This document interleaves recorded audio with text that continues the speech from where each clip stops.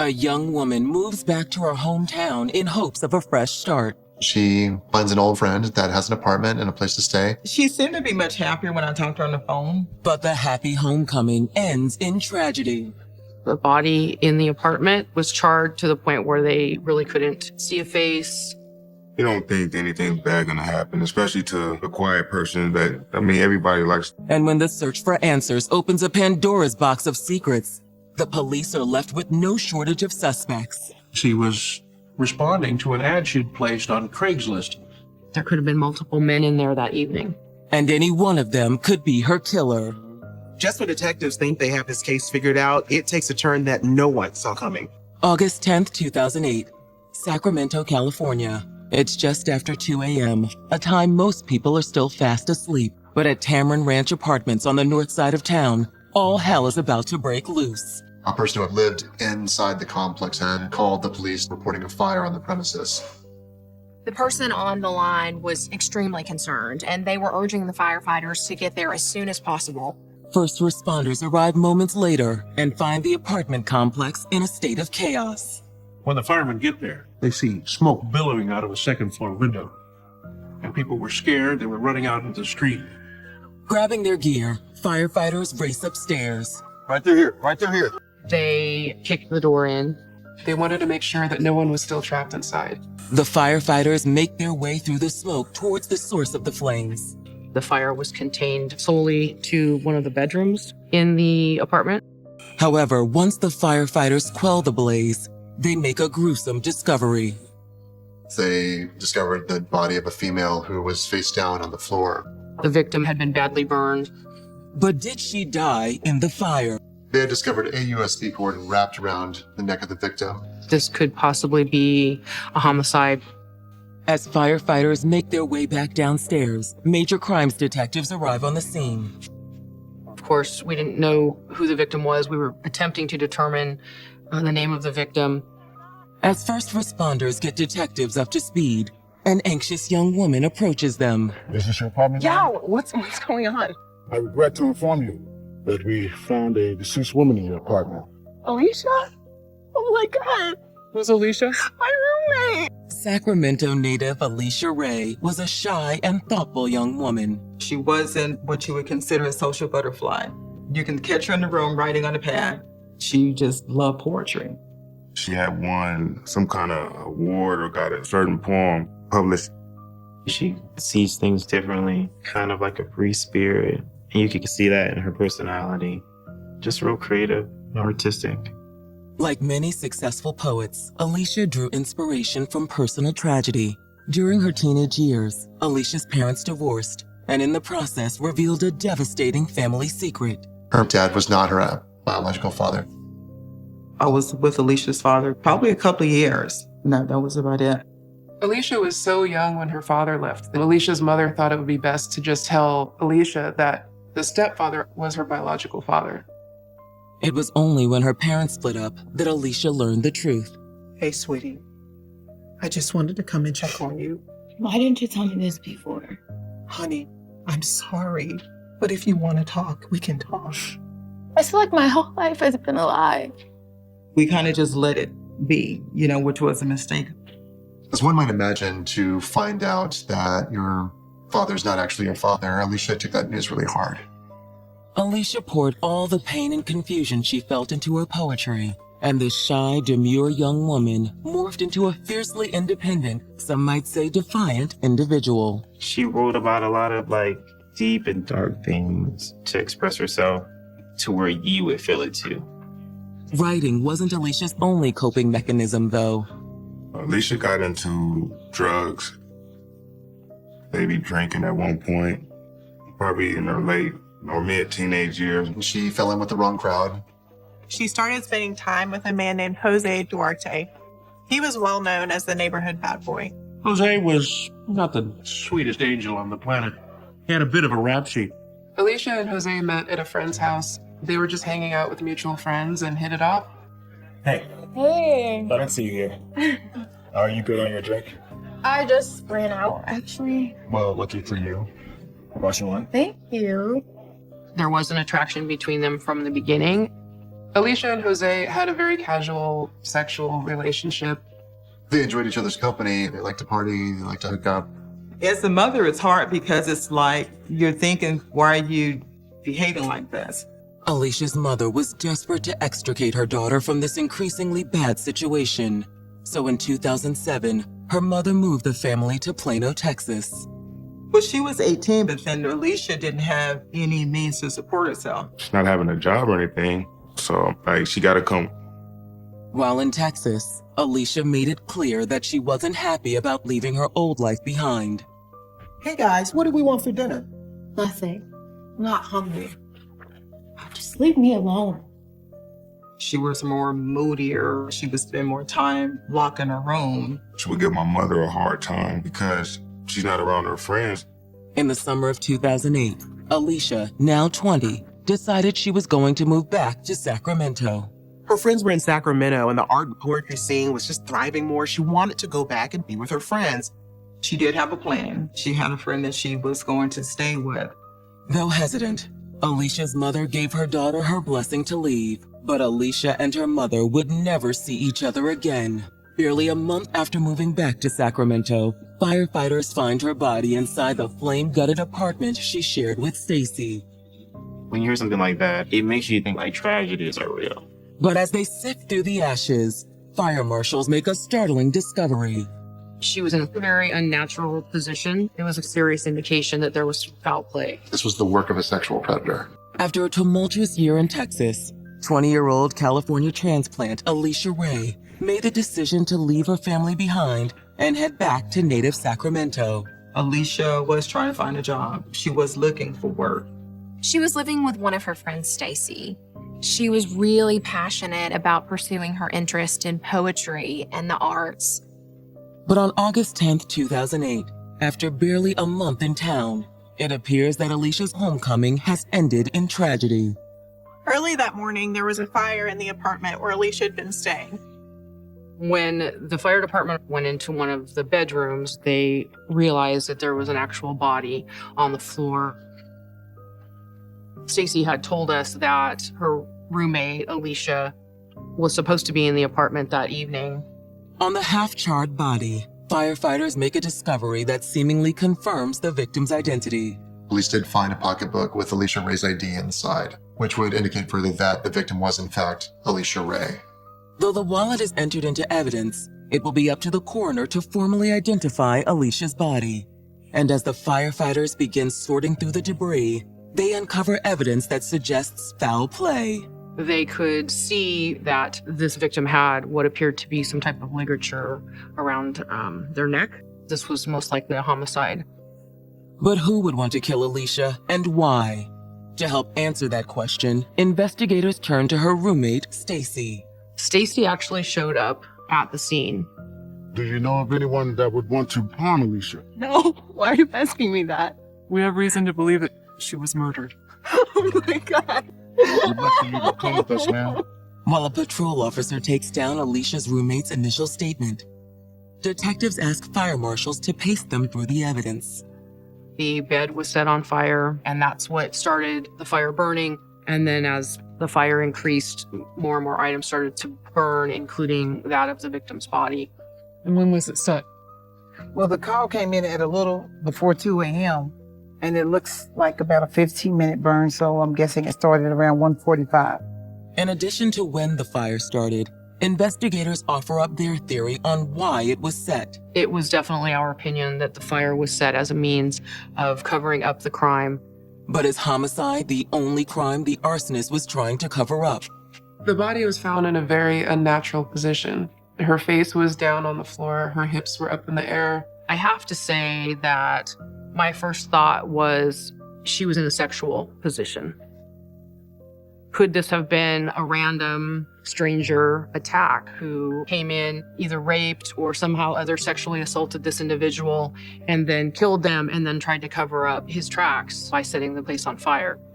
As the medical examiner prepares to transport the body to the morgue, he makes another equally surprising discovery. When they had examined the crime scene, they had found a used condom in the ashes near the body. A second condom was found in the kitchen wrapped in a paper towel. Those were collected and booked as evidence because they were very important items of evidence. And the hope was that we would be able to obtain DNA from either of those condoms. However, the DNA analysis will take time. In the interim, investigators turn back to Alicia's roommate, Stacy. We really had no idea who the suspect could have been. We didn't know what transpired. We didn't know anything about Alicia Ray. And our investigation was really just a fact-finding mission at that point. How long has Alicia been living with you? About 3 weeks. She just moved back from Texas. And when is the last time that you saw her? Around 9 when I was leaving the apartment. Is that the last time you spoke with her? No. Around 10:30, she sent me a message asking if she could have a guy over. Do you know who this guy may have been? Could have been Jose. She told us that Alicia was dating a guy by the name of Jose Duarte. Stacy explained that Jose and Alicia had dated in high school. And when she moved back from Texas, they were able to reconnect. He was known as a bad boy and a part of the crowd her mom didn't want her to fall back in with when she moved back to Sacramento. According to Stacy, Alicia and Jose's current arrangement is more of a friends with benefits situation. They would just hang out very casually, hooking up on occasion. She talks to other guys, but he's the only one I've met. Do you know how we can contact him? I think I have a friend that has this number. Detectives contact Jose, and he agrees to meet them at the station that morning. They were hoping that Jose could help establish a timeline. I'd like to ask you a few questions about Alicia. She in some kind of trouble? We believe she died in a fire last night. What? We started to talk with him about how he knew Alicia, just trying to get some background on his relationship with her and what he knew about her. She contacted him when she moved back to Sacramento. They met up, and it sounded like pretty much right away they started to have a sexual relationship with each other. So when was the last time you spoke to Alicia? Last night. Jose told us that he was working on the night that the fire was set. He stated that he worked until maybe around 10:30 or 11 o'clock, somewhere in there. He says that when he left work, he took the light rail to Alicia's house. Were you guys serious? I mean, just casual. You know, I have a girlfriend. Jose explained that he had a serious girlfriend, Andrea, and they had a child together. But Alicia was someone that he still wanted to have a relationship with, see from time to time. Did you all have sex last night? Jose explains to police that he and Alicia did have sex that evening and that they did use a condom. He wasn't clear exactly what happened to the condom, but he knew that it was probably still in the apartment because he didn't take it with him. And you used just one condom? Yes, sir. So now police are wondering, where did the second one come from? What time did you leave? A little before midnight. He said that he leaves her apartment and calls his mom for a ride home, and his mom picks him up at the apartment complex. Jose seems to be telling the truth. And with the forensic analysis of the condom still in the works, detectives have no reason to hold him. We knew that the fire probably started somewhere around 2 o'clock in the morning because that was when fire got dispatched. So we did not think he was a suspect, just a witness that really could help steer us in the right direction. But before they let him go, Jose raises an intriguing possibility. Does your girlfriend know about Alicia? Yeah. Apparently, she looked on Jose's phone, found some kind of communication, and figured out that he was seeing somebody else. Learning this, police wondered if Andrea could have a motive for murdering Alicia. It's entirely possible after Jose left the house with his mother, his girlfriend went in and choked Alicia while she slept, then staged it to make it look like a sex crime. But even as detectives turn their attention to Jose's girlfriend, forensic evidence will add another possible suspect into the mix. There had to have been someone else in the apartment. This new finding really was astonishing to police, but at the same time, it opened up the scope of suspects. We just had no idea how many people could have been over there. It's been mere hours since Sacramento firefighters discovered the badly burned remains of a 20-year-old African-American female. Her hips were sort of up in the air, and it was just a very unnatural position. The ligature around the neck was especially suspicious to us that something had happened here other than just a fire. It appeared she may have been choked, either during or after sex. Investigators had learned from the woman who lived at the apartment that the body was likely that of her roommate, Alicia Ray. They even found Alicia's ID, but because of the condition of the body, the medical examiner had to contact her family for dental records. During the whole time, I'm still hoping that it wasn't her, that it was someone else. Investigators have already placed Alicia's on-again, off-again boyfriend, Jose Duarte, at Alicia's apartment the night of the murder. But Jose's cooperation with police, along with his denial of wrongdoing, seems genuine. Jose claimed his mother picked him up at Alicia's apartment shortly before midnight. Now, this would have been about 2 hours prior to the murder. However, that's not the only useful information investigators glean from Jose's statement. Jose tells us that his girlfriend with whom he has a child, Andrea Hutchins, found out about Alicia. Jose explained that Andrea was none too happy about his relationship with Alicia. No. You know what? I'm not. I am sick of this. If you don't end this, I will. I swear. Andrea, at some point, contacts Alicia and says, "You better stay away from him. That's my boyfriend," and challenges her to a fight, really, if she doesn't stay away from her man. After speaking with Jose, detectives reach out to Andrea and ask her to come in for questioning. But before her interview, they receive news from the medical examiner's office. We did have a confirmation that it was Alicia Ray's body that was found in there. It's her. Like, since my sister, they got it on the news. That was like the worst day of my life. When you finally get the answers, you lose something inside of yourself. And you really lose a part of you. You feel like you're trapped in a dream, that like this is not happening. I'm gonna wake up, and everything is gonna be normal. The autopsy also determines Alicia's cause of death. The coroner was able to tell us that Alicia was dead prior to the fire being set, and that the cause of death was strangulation. Strangulation is a very personal method of attack, which suggests that the killer either knew Alicia or had a reason to harbor serious hatred toward her. Which brings detectives back to Jose Duarte's girlfriend and baby mama, Andrea Hutchins. That afternoon, they begin their interview with her. To detectives' surprise, Andrea doesn't hold back about her feelings toward Alicia. I told her to stay away from him or else. There was definitely a lot of contention there with that triangle. And did you know that he was at her apartment last night? He was. Andrea was very shocked to learn that Jose was still cheating on her with Alicia. It's awkward, of course. Where were you last night? I took my baby to my aunt's house. We stayed the night there. When detectives followed up with Andrea's family, they confirmed her alibi. Andrea Hutchins had the motive to murder Alicia, but she didn't have the opportunity. Investigators also looked into Andrea's background, but they couldn't really find anyone who might have committed this crime on her behalf. But if Andrea Hutchins didn't kill Alicia, who did?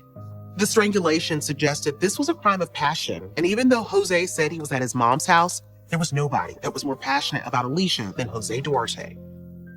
After speaking with Andrea, detectives reach out to Jose's mother in order to verify his alibi.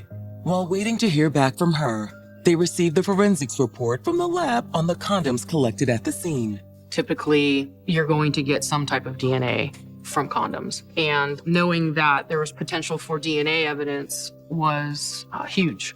Unfortunately, the test results on the first condom are disappointing. We were not able to get any DNA evidence from the condom underneath the victim's body. It had been destroyed because of the heat. There was a second condom retrieved from the kitchen wrapped in a paper towel.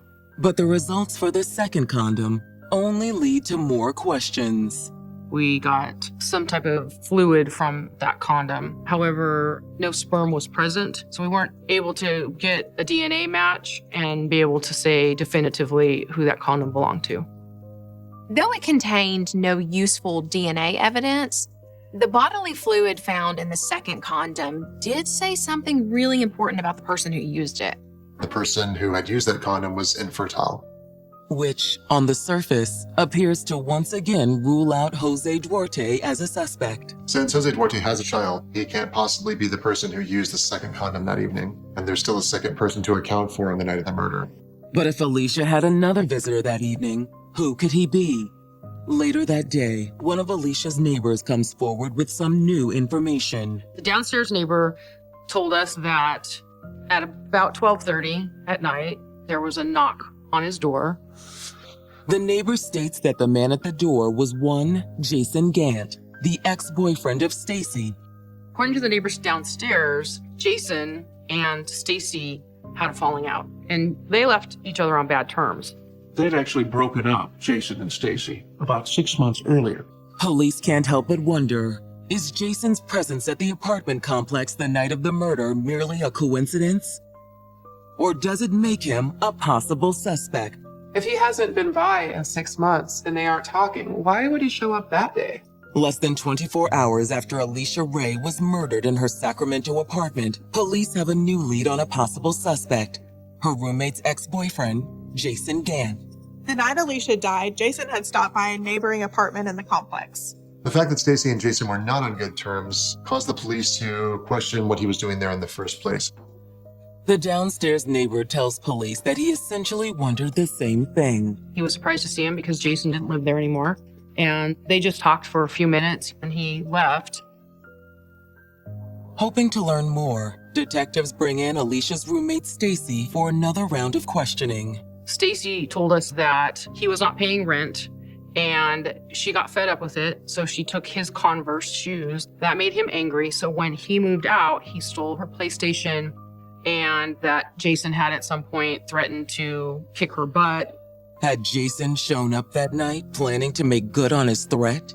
Maybe when Jason went to talk to Stacy and Alicia said she wasn't there, Jason didn't believe her, and things could have escalated from there. When investigators haul Jason in for questioning that morning, he doesn't deny being at the apartment complex the night Alicia died. He tells us, yes, I did go over there. I was in the neighborhood with 2 other friends. We were driving around. I thought it would be funny to just go by Stacy's house. What do you mean by funny? Like riling her up. Like intimidating her? Whatever, man. It didn't happen anyway. He said Stacy's car was not parked there, so I knew she wasn't home. He said the lights were off, and so he said instead I decided to go down to her neighbor right below the apartment and talk with him because Jason had been friends with this neighbor. And you left right after that? Yeah. We went to go get something to eat. It was about 1 o'clock. According to Jason, he and his friends hit the drive-thru at a fast food restaurant on their way home. To verify Jason's alibi, detectives pull the surveillance footage from the restaurant in question. We were able to rule him out as a potential suspect based on the videotape. With Jason ruled out, the identity of the second man in Alicia's apartment the night of the murder remains a mystery. That afternoon, CSIs inform them of a potentially game-changing piece of evidence they've unearthed on Alicia's laptop. But Alicia was working as an escort. My first thought when we found that out, that she was having men over to the house and was making money in that way, was, oh my gosh, we could have a litany of potential suspects here.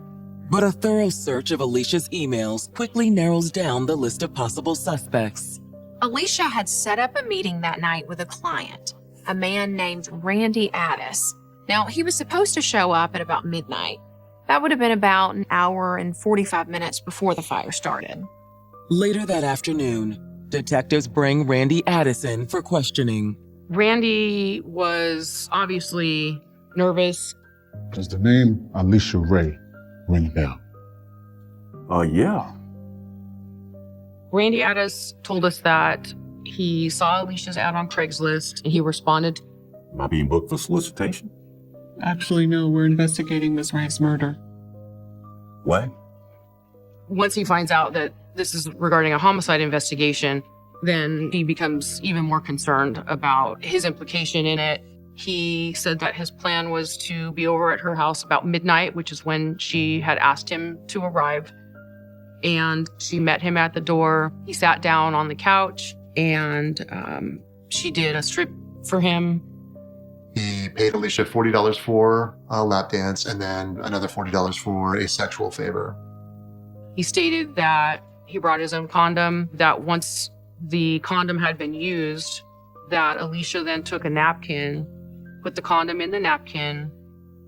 Randy's description matches the condom that CSIs found in the kitchen. But that's not all. We also learned that Randy Addis had lymphoma, and because of that treatment, he was sterile, which corroborates the fact that there was no sperm found in the condom. What time did you leave Alicia's? It was about 12:30. He comes across very honest, and he comes across very detailed about what happened. Still, Randy's statement suggests he was the last person to see Alicia alive.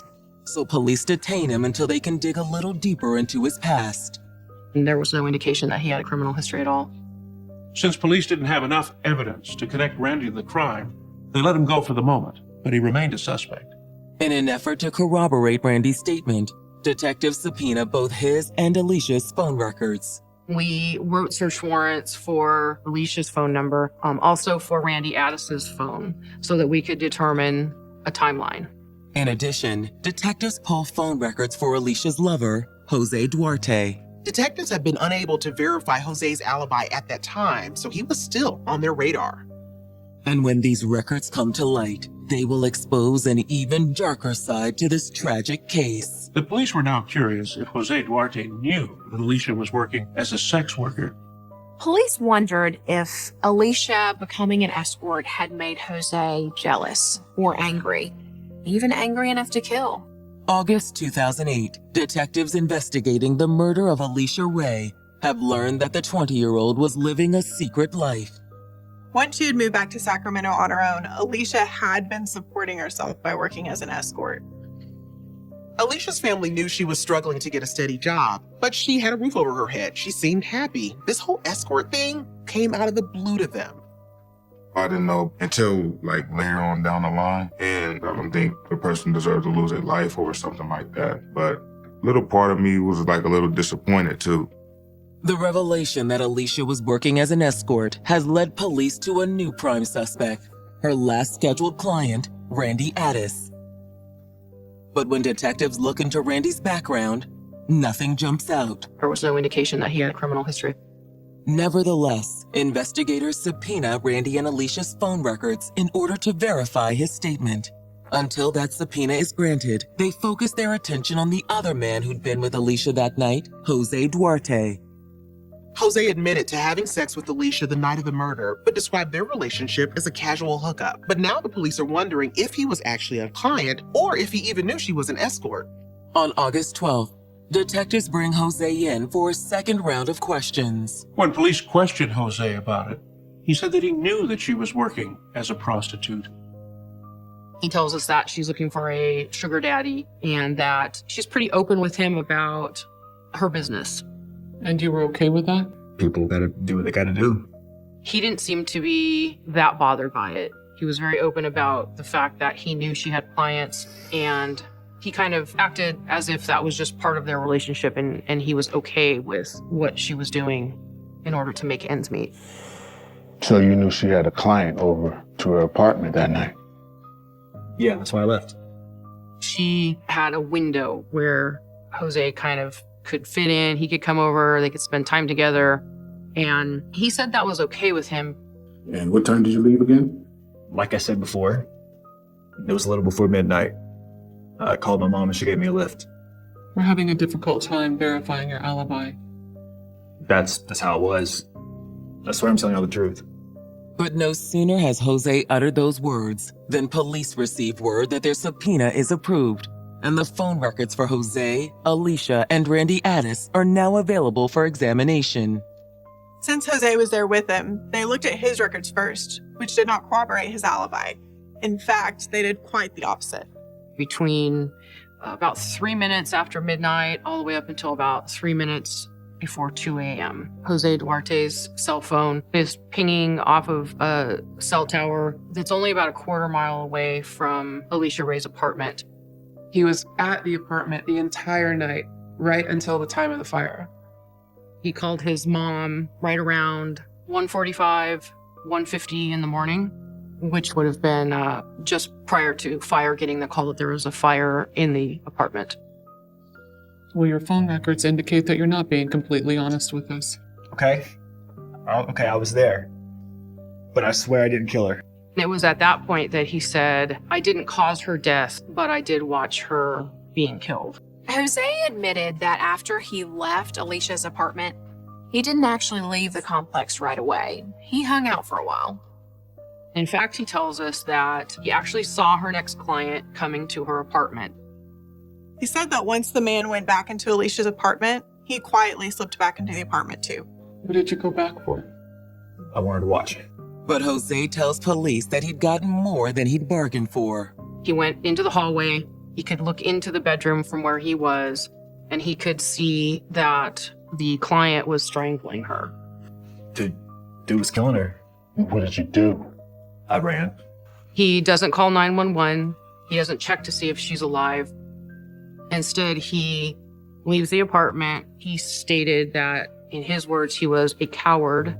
Knowing what they know about Alicia's sole client that evening, detectives aren't sure what to make of Jose's story. Randy Addis was the only person she was expecting over there. Randy had been known by other escorts, and he was known in those circles as a frequent client, but he had never been violent.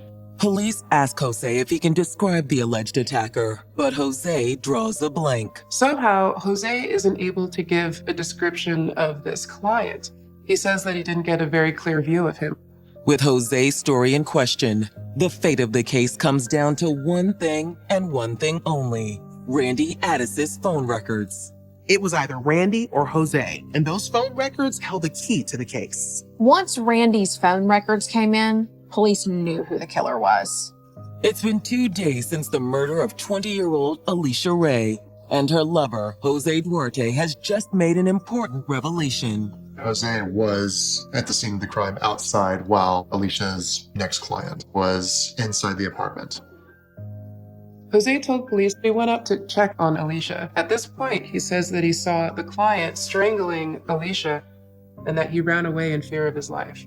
Based on email records that we found in Alicia Ray's account, she did not have any other clients booked for that night. Randy Addis was the only person she was expecting over there, and of course, Jose Duarte. Though Jose's account of the attack suggests Randy is the killer, there's something that doesn't sit right with detectives. He was there and saw it happen and did nothing. That was very hard for us to believe. Thankfully, investigators have received Randy's cell phone records to divulge the truth. We're able to determine, based on what he tells us and his cell phone records, that in fact he did show up at Alicia's house when he said he was there, and is gone from her house well before the fire is started. There's no way Randy Addis could be the killer. Detectives confront Jose with their findings. You were the only one there at the time of her death. That's when I think the heat kind of got turned up on him a little too much, and he decided that he didn't want to talk anymore. And so at this point, he asked for an attorney. Evidence against Jose starts to pile up, and this prompts police to place him under arrest for Alicia's murder. In addition to Alicia's murder, Jose was charged with arson for setting fire to the apartment in an attempt to destroy evidence. For Alicia's family, Jose's arrest comes as a relief. I was thankful. I was relieved that the arrest was made. I felt a little bit of a small closure because I really knew who did that. In June of 2011, Jose's trial gets underway. To help solidify their case, prosecutors introduce some additional cell phone records, namely a series of text messages between Alicia and Jose in the weeks leading up to her death. The text messages revealed that he was trying to set himself up as her pimp. Others indicated that it was Jose that suggested Alicia become an escort. He was telling her where to post ads and how, and trying to get her to solicit more clients. She's this young woman. She's moved away from her family. She's all alone, and she really needed somebody to kind of fill that void of love. This young man took advantage of that. However, based on the texts, Jose hadn't planned for Alicia's fierce independence streak. Alicia kind of did her own thing. And I don't think that he necessarily liked that. I think that he kind of wanted to keep Alicia on her and keep her under control to a certain degree. So some of those emails or text messages back and forth were somewhat threatening in nature. Telling her that she had better stop disrespecting him or else he will beat her ass. And on the night of August 10th, 2008, Jose decided to make good on that threat. In my opinion, he was angry that he had to schedule his time with her and that he had to be squeezed in amongst her other appointments. And I think that really bothered him. And I think ultimately things just started to unravel for him. And if he couldn't control her and have her in the way that he wanted her, then he was going to make sure that nobody else had her either. Based on the evidence at the scene, prosecutors believe that once Randy left, Jose entered Alicia's apartment a second time. He pretended everything was fine and struck when Alicia was most vulnerable. My belief is that he was, in fact, having sex with Alicia Ray, that he was behind her during the sexual act, and I believe that during that act is when he actually strangled her. Prosecutors assert that before he left, Jose set Alicia's bedroom on fire, destroying most of the evidence connecting him to the crime. However, prosecutors did have cell phone data that put him at the scene of the crime right up until the fire began. On June 3rd, 2011, the jury finds Jose Duarte guilty of first-degree murder and arson. He is sentenced to life in prison with the possibility of parole in 34 years. Getting a guilty verdict was extremely satisfying, that the right person was in jail where he needs to be so that this can never happen to someone else again. Though Jose was ultimately found guilty, Alicia's family thinks he got off too easily. My sister got her justice, but I didn't feel that was enough. You should rot in hell. I think that son of a bitch should be dead. She's gone. She's not coming back. She'll never get married. She'll never have any children. Why do you basically have an option to get out of jail less than 35 years and have a normal life? I don't think it's fair. In the years since her death, Alicia's friends and family have tried to move on, while still cherishing her memory and the heartbreaking legacy this aspiring poet left behind. I knew that she was talented, but I'm just now discovering that my sister has a book that is almost thick as the Bible, and I have never saw any of these. Going over the writings. And the things that she wrote about, she spoke a lot about God, and she felt like that everything happens for a reason, or God gives you these struggles to make you stronger. Wish she would have shared that with me. I miss my child. I miss her so much. There's just certain things once someone leaves, there are just certain things that you just can't get back. A late-night rendezvous on a country road ends in death. They pulled up next to each other, driver's door and a driver's door. The other car pulls out a gun. She was killed execution style with a shot between her eyes. It was literally like something out of a movie. Friends and family are devastated. A very big part of my life is taken from. I just basically just fell on my knees and I started praying, like, give me some kind of sign of who did this. As the case unfolds, the evidence points police to an old flame. It was a short but passionate romance. Had this all-consuming passion carried a hefty price? I lied the first time. This was the most cold, calculated, premeditated case that I've ever tried. Monday, April 9th, 2012. It's nearly 5 o'clock in the morning as a LaFleur County, Oklahoma sheriff's deputy drives down a remote country road not far from the Arkansas state line. He is responding to a report of a suspicious vehicle that came in a half hour earlier. A person had driven by the car and thought, well, it must be someone that's intoxicated or something like that. There's this red Charger basically in the middle of the road. All the windows down, engine running, but the lights are off. It was definitely an odd place for this car to be parked. However, the deputy takes no chances as he approaches the vehicle. The deputy in these pre-dawn hours, having no idea what he's coming up on, approaches very cautiously, has his hand on his gun. There was a window down and they noticed that there was a person in the driver's seat of the car. Drive the vehicle! Turn your engine off! Show me your hands! With no response coming from the individual in the car, the deputy draws his weapon and moves to the open window. Raise your hands. There was a black female that was sitting in the driver's side. She had a bleeding injury to her head. Dispatch, go ahead and start me another unit. There were 2 gunshot wounds, one in between the eyes in the forehead area, one in the temple. While the sheriff's deputy waits for backup, he runs the vehicle's plate number. It came back to Kalani Flynn. I couldn't imagine who would want to even harm her. Growing up in Fort Smith, Arkansas, Kalani Flynn was an outgoing and bubbly young woman. Kaylani was always just spontaneous, happy all the time. Like her smile just brightened up the room. That child would laugh at everything. I mean, everything. Even when she would get in trouble, she would just smile at you just like she wasn't in trouble, like there was nothing wrong. Kaylani's confident, easygoing nature served her well in high school, where she ran track and was a member of the cheerleading squad. Kaylani was popular in school. She had lots of friends, and everybody just, smiled and was happy to be around her. She was funny. She was caring. She was giving. She was sweet. And anyone that knew her loved her. Not that Kaylani didn't have a serious side. Kaylani was very smart. She was making A's and B's and top of her class. She was a people person, and that's why she wanted to go and become a nurse. After graduating from high school with high marks, Kaylani began pursuing her dream. She went to college here at the University of Arkansas. Though the young beauty garnered a lot of attention from the opposite sex, Kaylani stayed focused on her studies. That is until she met a young man named Daryl Roberts. Hey. Hey, sorry I'm late. That's okay. I just got here. He was someone that she met in Fort Smith. He was pretty cool. They got very close. She was with him for maybe about a year. But just as things were turning serious between Daryl and Kaylani, fate intervened. He was incarcerated for drug-related charges.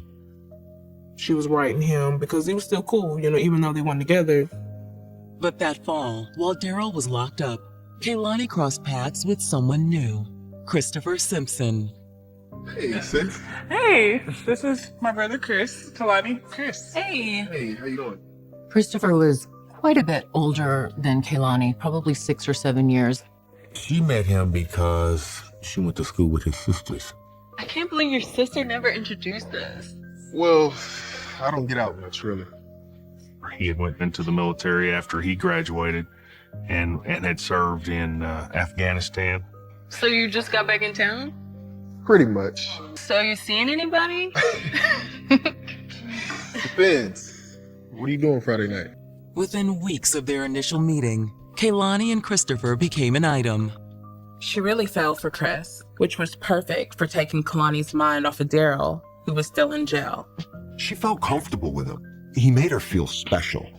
So really for her, it felt like a natural fit. However, just a few months later, Chris and Kaylani's fledgling romance hit what proved to be an insurmountable roadblock. Hey. What's going on? What's going on? I need to talk to you. Christopher Simpson had a child from a high school relationship. Chris ultimately confessed to Kaylani that he still had feelings for the child's mother. At that time, the child was either 5 or 6 years old, and he was going to go back with her. And from what I understand, she lived in Oklahoma. Are you mad? No, I understand. Kaylani said, well, if you're going to do that, then I'm going to go back with my ex-boyfriend. In the beginning of 2012, Kaylani reached out to Daryl Roberts and made it clear that he was the one for her. Until I couldn't be with you, I just didn't realize how much you meant to me. Listen to me. Once I get out of here, you will not be able to get rid of me. Promise? Promise. They got engaged while he was in prison. She was looking forward to starting her life with him. But before Kaylani can make her dream life with Daryl a reality, tragedy strikes.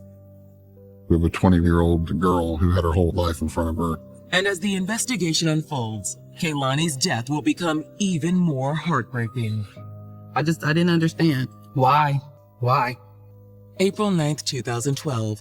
On a rural road in Oklahoma, just over the state line from Fort Smith, Arkansas, a sheriff's deputy has found 20-year-old Kaylani Flynn murdered inside her car. She's been shot twice in the head.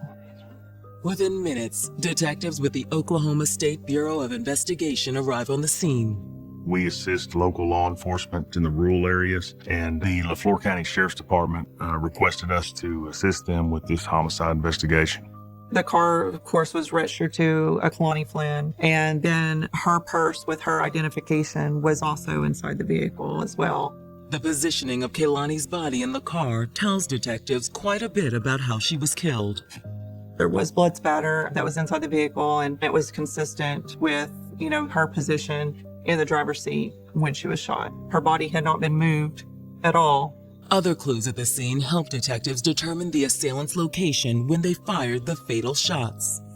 She also had stippling on her wounds, which would indicate it was a very close range gunshot wound, very likely within 2 feet.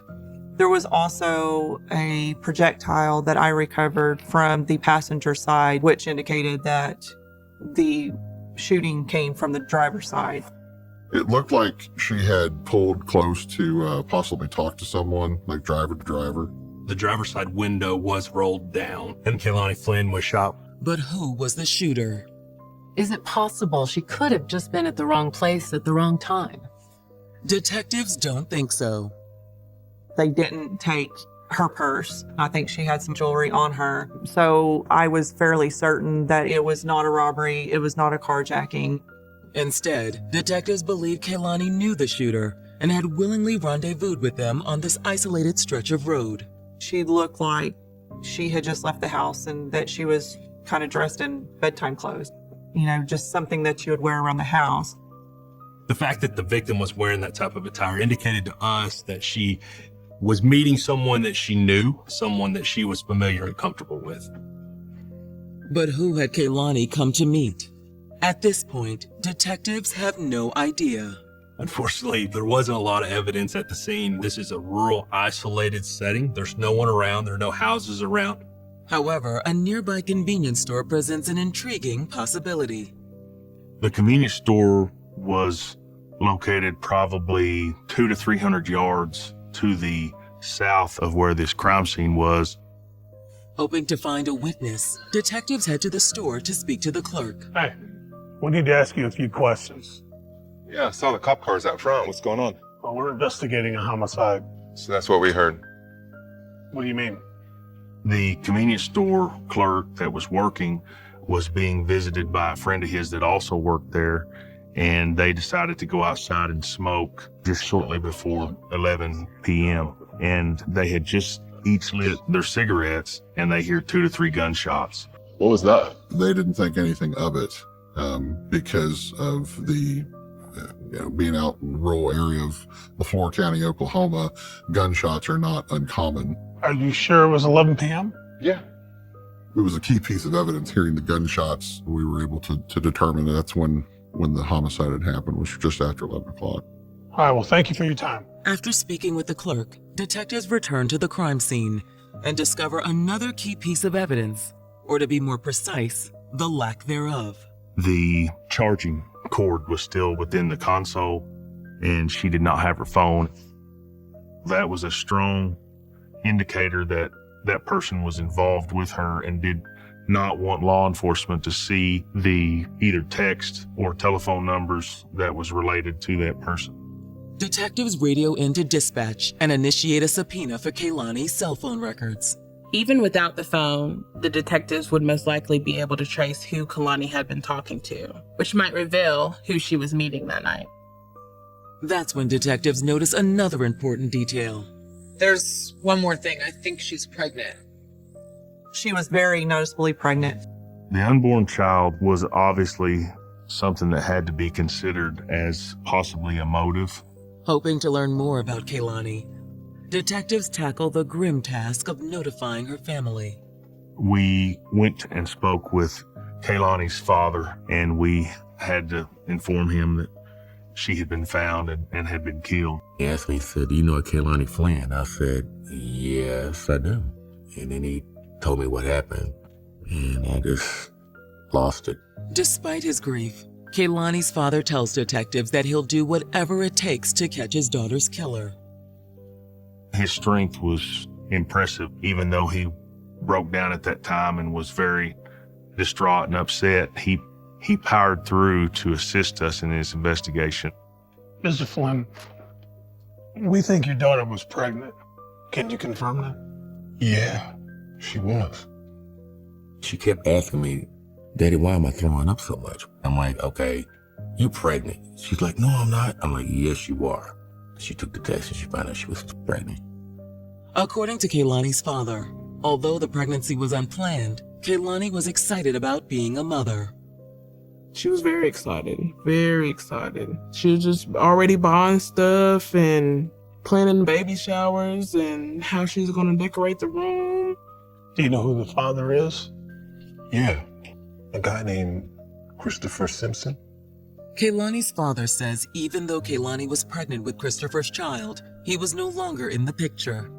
From what Kehlani said, he was going to go back to the previous woman that he was with that had his other child. He tells detectives that his daughter was planning to raise the baby with another man, her newly minted fiancé, Daryl Roberts. He had a few more months to do on the sentence that he was incarcerated for, and he was obviously not the father based on the time frame of what had occurred. He was like, it doesn't matter whether the baby's mine or whether the baby's someone else's. If you want this baby, we'll raise this baby together. The information provided by Kehlani's father shed some much-needed light on the list of possible suspects. They look at Daryl, and since Daryl was in prison, he certainly couldn't have been the killer. Which leaves the baby's alleged father, Christopher Simpson, as the primary person of interest. Detectives agreed that they need to speak to Christopher Simpson.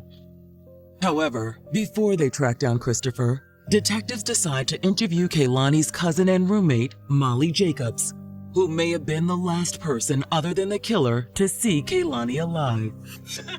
We obviously interviewed her, hoping to establish that what she was doing or who she was going to meet. But what Molly has to say will only deepen the mystery and throw another potential suspect into the mix. She's been MIA ever since her and Kehlani got into it.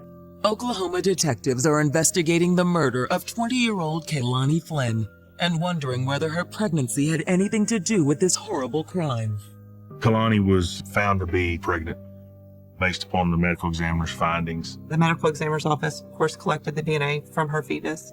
We wanted to establish through DNA who the father of the child was. As they wait for the results of the DNA test, detectives can't help but wonder, what was this expectant mother doing on a remote rural road in the middle of the night?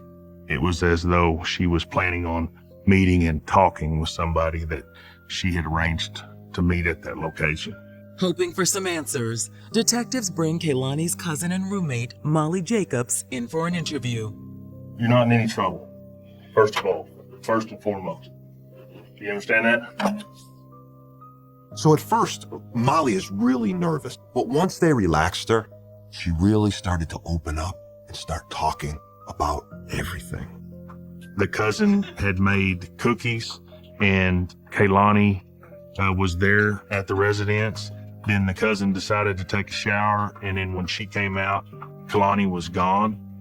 And then when I got the shower, she called me, and then she was like, I'll be back. I went somewhere. And I was like, okay. Unfortunately, the cousin didn't know why Kehlani had left. However, Molly's story confirmed that Kehlani had her phone when she left, meaning that the killer must have taken it from the crime scene. When detectives ask Molly if there was anyone she knew who might want to hurt Kehlani, she gives them the name of Kehlani's previous roommate, Samantha Hayes. Samantha lived with Kehlani before Molly did. They moved in together right about the same time that Kehlani split with Chris. She came into some money, quite a large sum of money, and had paid the rent for them, and had also even bought Kehlani her vehicle. Did she work, or she just had a lot of money? I guess she had a lot of money. She don't work. Detectives are looking at this, and they're wondering where Samantha got that money, but better, why is she spending so much of it on Kehlani? All Molly knows is that about a month ago, Samantha and Kehlani had a falling out, and shortly thereafter, Samantha left. So she moves out and lets Kehlani live there? No, she didn't move out. She just haven't been there. Just hadn't been there? Yeah. They had got to terms where they weren't speaking, In light of what happened to Kalani, Molly figured the police needed to know. Speaking with friends and family, detectives track Samantha down at her grandmother's house on the north side of town and bring her in for questioning. Kalani Flynn is dead, I know. and this is a homicide investigation. Mm-hmm. We asked her at length about what was going on. Detectives start by asking about the money she had given Kehlani. So Samantha explains that, look, when I was younger, I was busted for marijuana. I was put into juvie, and while I was in juvie, the guards mistreated me. So I got a settlement out of it. They had restrained me too hard, knocked me out, had a big knot on my head, and everything. I sued them and got $103,000 out of them. As for why she'd been so generous toward Kehlani, Samantha explains that she did it as a favor to an old friend of hers, Daryl Roberts. We were all like a family, us three, and I was like, yeah, I'll help you out. You know, I feel bad. So they'd help me out if they had it. So I blocked them in that Charger. Samantha insists that she and Daryl are strictly platonic friends, but detectives wonder if there might be more to the story. Detectives look at this, and they start to think, did Samantha have a thing for Daryl? So if that's true, maybe she was jealous. Maybe she got rid of Kehlani. You're not one of his girlfriends in any way. Never have. No, never. Never been intimate, had sexual intercourse. No, never. What happened between you and Kehlani where y'all had a falling out? Oh, well, the house was a mess, you know. And I just recently came back home for just one day, and I went in there, I was mad. Because everything was ransacked. She was concerned that it was going to cause them to get kicked out of that apartment complex. Me and her got into it because of that. Because I wasn't about to get evicted. Detectives wonder if Samantha was worried about being evicted, why didn't she just ask Kehlani to move out, rather than Samantha herself choosing not to live there for the last few weeks? Would you understand that right now it looks like you give her, I don't know how much money in cars and in rent, and wasn't even living there, and could easily have a motive to want her out of the picture? Once detectives put Samantha on notice that she was a suspect, they started to lean on her. Or did you kill Kalani? Yeah. Are you sure about that? Yes, I'm sure. Do you have any involvement in it? No. Detectives ask Samantha where she was the night Kehlani was murdered. I was at my grandma's house, then the next day. Never left? After speaking with Samantha, detectives follow up with her grandmother, who confirms her alibi. She didn't seem to have any involvement with the actual homicide at the time. There wasn't anything investigatively that we could link her to. But as one door closes, another one opens when detectives get a call from Christopher Simpson, the alleged father of Kehlani's unborn child. Christopher Simpson made contact with the sheriff's department and said he wanted to come meet with us so that he could provide his part of what had occurred with him and Kehlani so that he could be removed or excluded from the investigation. Once detectives sit down with Christopher, he'll add another wrinkle to a case that's getting more complicated by the minute.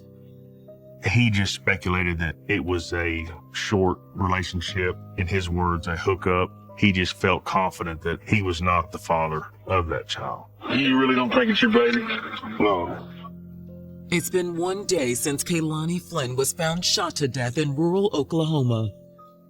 And detectives are meeting with the man she believed was the father of her unborn baby. Christopher Simpson made contact with the sheriff's department and said that he wished to be interviewed in reference to this situation. So we asked that he come to the area we were in. I appreciate and applaud the fact that you called to let us know you wanted to talk. Anything you need from me. When Chris was interviewed, he was calm, cool, collective, and very well-spoken. Tell me a little bit about yourself. What's your relationship with Kehlani? We met last year, maybe around sometime between July and September. He indicated that he had spent time with Kehlani and they had had sex, but it was, in his words, a hookup, and it was not any type of prolonged relationship. Christopher says when Kehlani called and told him that she was pregnant with his baby, he was shocked. She was like, "It's yours." I'm like, "Nah, That's not possible. How far along are you? She said she was 9 weeks at the time. So, okay, well, you do the math, you know how that adds up. Like, it don't make sense. You really don't think it's your baby? No. He believed that she had other friends and acquaintances that could possibly be the father. Do you know who Kalani was with or who she was dating? No, the only thing I know about is other relationships we had. She said that there was a guy in prison that she was supposedly engaged to, that she was supposed to get married to when he got out. I don't know anything else besides that. When's the last time you talked to her? The last time we had any type of contact was through text message. It would have to be April 1st. She needed Chris Simpson's information so that she could supply that to the Department of Human Services so that she could get assistance with her pregnancy. She told him, all you have to do when the baby's born is sign over your parental rights. That relinquishes you on everything. He said, okay. And I sat right there in the car when she told him that. I just left it alone completely. Because my understanding was, okay, if she wants to play these games, she can play these games by herself. Then when the baby is born, everything will come to the light. I don't have anything to worry about. Though Kehlani's baby will never be born, the DNA collected could allow detectives to determine the father's identity. One thing I need, a standard procedure we do is give everybody's DNA. Would you be all right with that? Okay. Chris Simpson voluntarily provided his DNA so that we could exclude whether or not he was the father of the child. I'd like to look at your phone. You don't care? Yeah, I don't mind at all. In addition to requesting access to his cell phone, detectives also asked Christopher to supply an alibi for the night of the murder. Where was you at that night? At my cousin's house? Christopher said that he only left his cousin's house in Fort Smith for a very brief period to run up to the convenience store and get some Gatorade and cigars. The convenience store where Mr. Simpson had traveled to was located about a half mile from his cousin's residence, also in Fort Smith. After talking to Chris, detectives reach out to his cousin, Lawrence Glover. The cousin, along with his wife, were able to establish that he was there during that time frame and that Mr. Simpson had only left for a short amount of time. Detectives call the convenience store and obtain their surveillance footage. The video from that it indicated that he was up there around 11:20. There was nothing that gave strong indications that he was the type of person that would do this. Chris only had a mild misdemeanor in his background. He didn't have any felony convictions or anything that supported, any violent tendencies. With his alibi firmly established, all the police need to definitively rule out Christopher Simpson as a suspect are the results of the paternity test. While they wait, the subpoena for Kehlani's cell phone records comes through. And what those records reveal will help detectives zero in on Kehlani's killer. In this case, that cell phone was going to be a roadmap for the detectives, providing a voice for someone who could no longer speak for themselves. Someone had called Kalani Flynn 6 times within 30 minutes of the murder taking place. That number is connected to a burner phone. Someone had gone to a hell of a lot of trouble to cover their tracks. After corroborating the alibi of Chris Simpson, the alleged father of Kehlani Flynn's unborn baby, Oklahoma detectives are unsure if they'll be able to solve her murder. They had a real whodunit kind of case. They had no fingerprints, no firearm, no eyewitness. It was shocking because you never think it will happen to you and your family. But it did. Detectives believe they finally caught a break when their subpoena for Kehlani's cell phone records is approved. We used her cellular telephone records to establish who she had been talking with that night and the previous day. Someone had called Kalani Flynn 6 times within 30 minutes of the murder taking place. Unfortunately for detectives, the records don't reveal the identity of the person making the calls. The phone, when it was set up, there was no subscriber information provided. This phone is what's known as a burner phone. It's an inexpensive phone that doesn't have a contract. For the most part, they're purchased by drug dealers or for other nefarious criminal activities. However, based on the burner phone's date of purchase, detectives are fairly certain it was used for one reason and one reason only. That phone was only bought on April 4th and activated the day before the murder. It was only used the day that the murder had occurred. We knew that whoever had that phone was very likely the person that had pulled the trigger. After tracing the origin of the burner phone, detectives are able to pinpoint the location where it was purchased. We were able to establish that the phone was sold at a Walmart in Fort Smith, Arkansas. Once we learned that the phone had been sold at Walmart, we went to the Walmart and got any records related to pay-as-you-go phones sold on the day in question. We told him, hey, look, we need information related to this pay-as-you-go phone, and can you give it to us? And he says, yes. So you're wanting a picture of who bought it? Luckily, that security footage from Walmart captured the moment the phone was bought. When detectives scan through the footage, there's no doubt who bought the phone.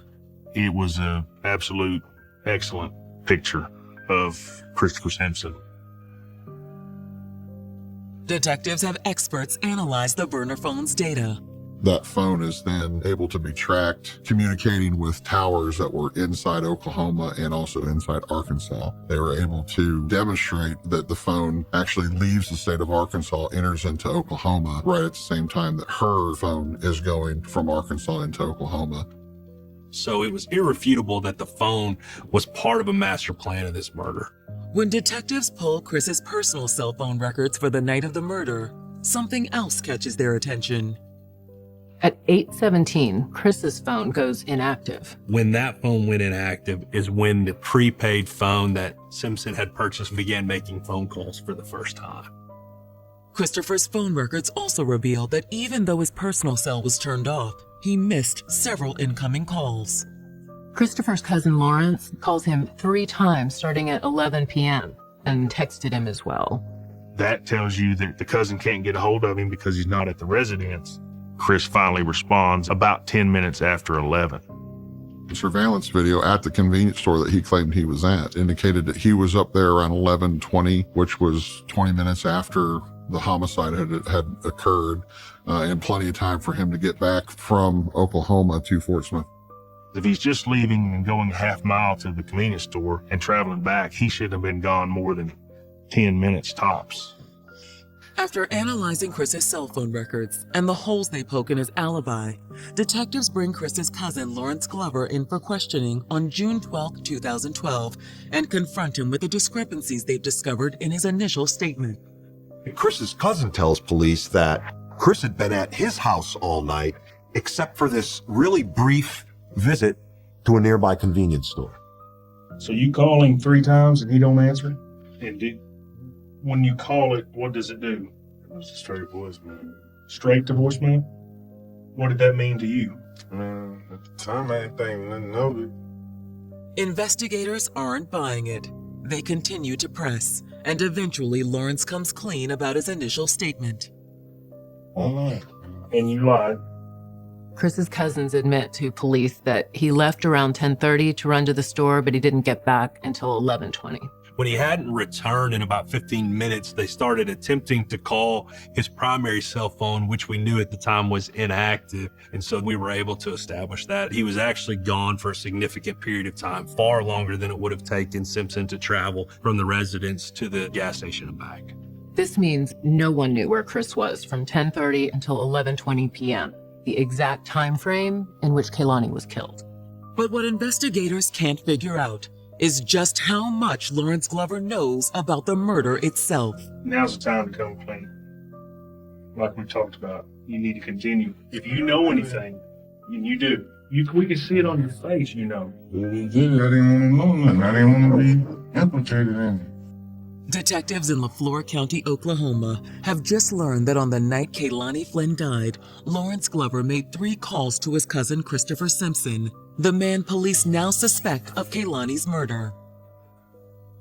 But detectives aren't sure how much Lawrence knew about the crime or how far he was willing to go to protect his cousin. That's when Lawrence decides to come clean. Something was bothering me. It was Something involving Kehlani's pregnancy. He didn't want the baby, and he didn't say he was gonna kill her, but he like, she ain't having the baby. It was all good, but now she's talking about she pregnant. It's good, right?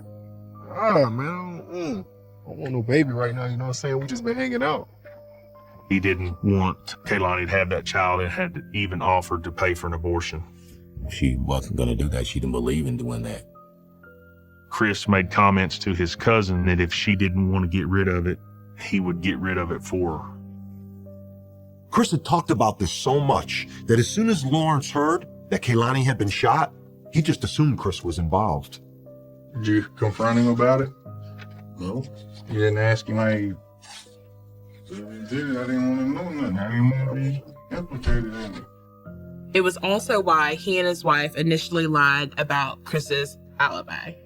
I was nervous. I was scared. I didn't know what to think. With Lawrence's statement, as well as cell phone data all but placing Christopher at the scene of the crime, detectives are certain they found Kaylani's killer. Who was the person that had the opportunity, who garnered the most from her passing, and it just came full circle back to Chris Simpson. But with little in the way of physical evidence and no eyewitnesses placing Christopher at the scene, charging him with murder is still an uphill battle. When you're going into a murder trial and you're building an entire case on circumstantial evidence, it makes it tough. To strengthen their case, detectives subpoena Chris's financial records. What they find explains why he was so desperate to keep Kaylani from having the baby. His account was being garnished by the state through the child support services. He had already had another child, and basically he didn't want any more kids. That also lended some credibility to the information that we were getting from witnesses that he had threatened her about the baby and indicated that he wasn't going to have to pay for another child. But that's not all detectives uncover. The DNA evidence proved conclusively that Kaylani's baby was Chris's baby. He obviously knew it was because he knew he was going to have to take care of it. On June 21st, 2012, after more than 2 months of investigation, the Oklahoma authorities secure a warrant for Chris's arrest. Chris Simpson, get your hands up. You're under arrest.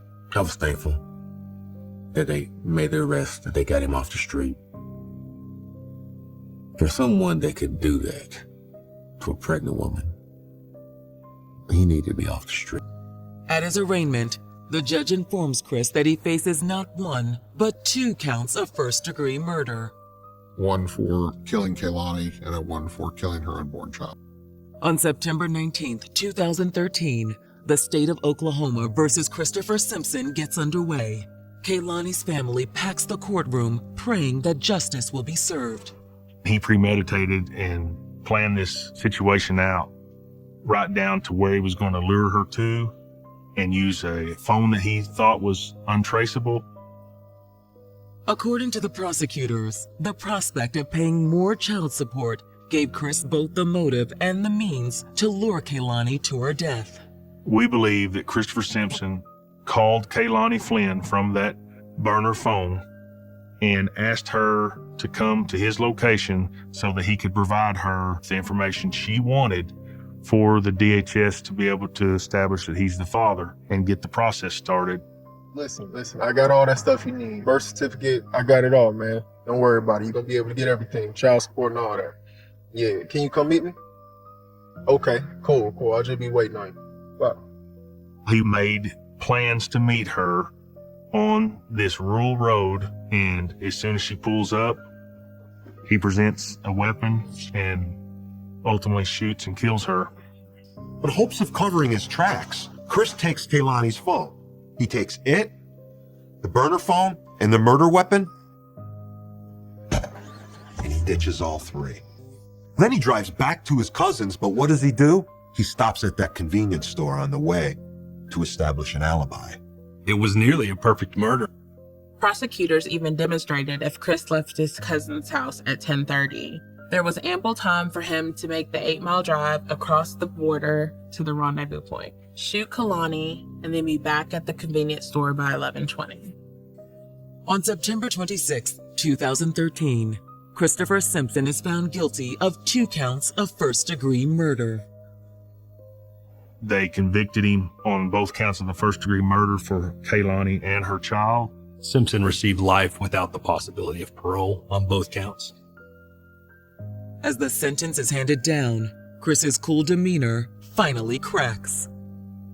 He looked like he was slapped in the face with a bat. He was actually going to be spending the rest of his life in prison. I don't think he ever thought that was a possibility. Arrogance wouldn't allow him to believe that he was caught. While Kaylani's family takes some comfort in justice being served, it can't fill the void left by her passing. The fact that it happened at all has put a damper on our entire family. Every holiday, every occasion is different now. We don't hear her laughing. Everything's different. It still hurts. And say that it gets easier to deal with. It gets a little easier to talk about, but it still hurts. Even though I have another daughter, grandkids, my wife, a very big part of my life was taken from me. And from this family. Caroline was special.